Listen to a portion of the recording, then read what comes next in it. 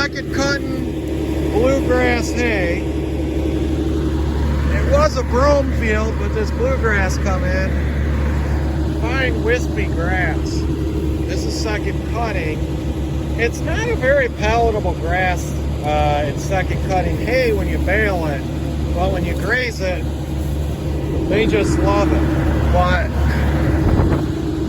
so a lot of this, the thin bladed stuff is the bluegrass. Probably could be a type of Kentucky or rough-stalk bluegrass. There's the wide-bladed stuff that's brome.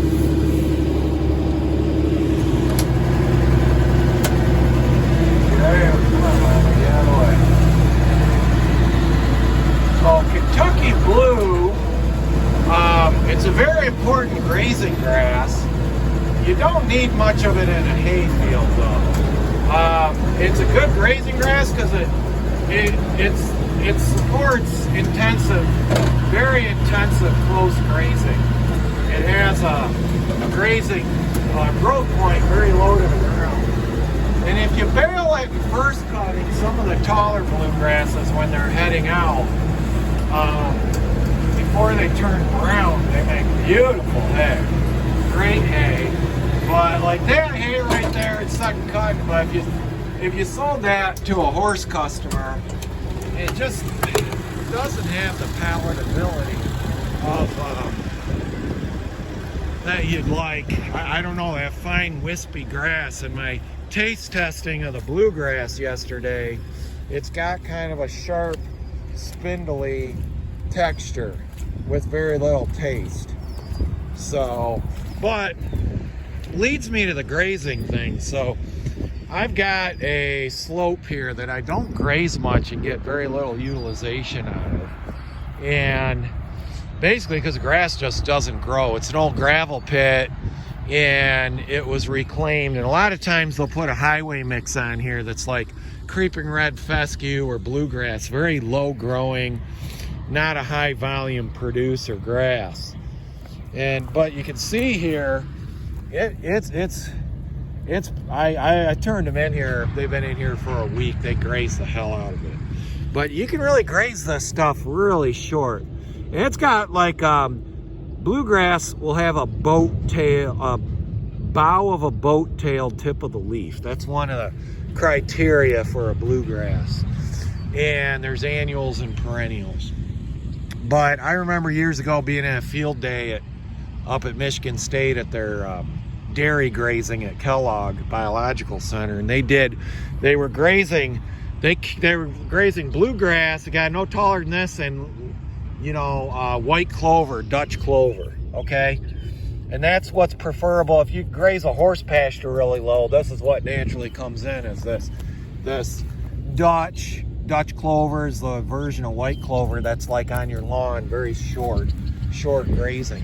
So I'm got a low quality grass, and if I wait, it occurred to me after all these years grazing this farm that I'm better off to rapidly graze this in fast rotations, like give it a 2 or 3 week rest and graze it again. Don't treat it like a tall forage hay producing type, like if you're grazing orchard grass, alfalfa grass. They grow tall. This will never grow tall and yield a bunch.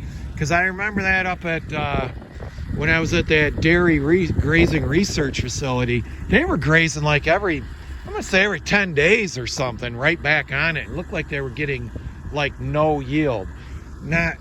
Apparently their strategy was, with that type of species composition, was to keep grazing, I guess, and don't worry about a tall growth.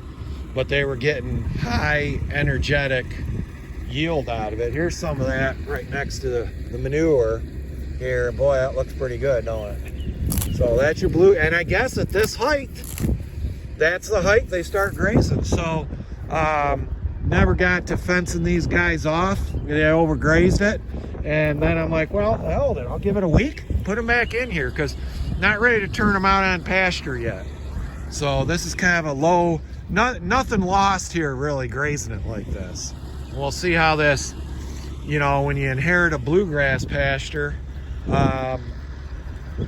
this kind of might be a way to get more out of your bluegrass. And instead, this actually though, I still would have sold this to horse people. I mean, you throw it out to a big herd of brood mares, they'll eat that bluegrass eventually. It's not good in square bales though, you get a lot of waste, people complain. Although the cows are going through this, but the main reason why that second cut and grass bale didn't really go to horse people, it ended up with a lot of horiolissim in the field. Here's a bale, a round bale feeder, Sioux steel feeder, which is a good one. It's all busted up, and this is a horse style feeder.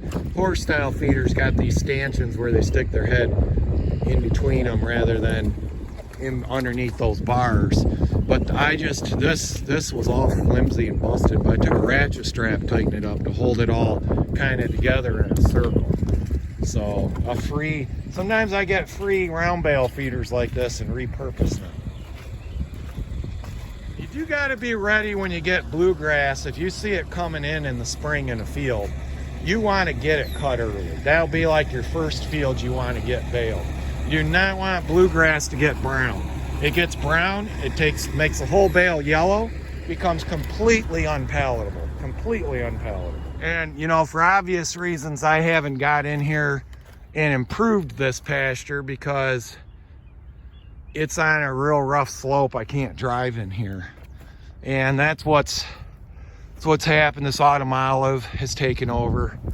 I would like to get rid of that, but just too steep to really get in there and do a lot with it.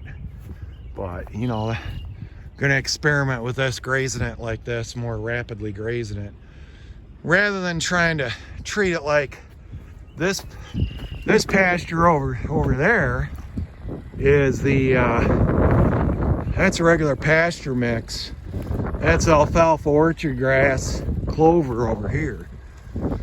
And that you do manage a lot different, you know. That pasture's turning beautiful.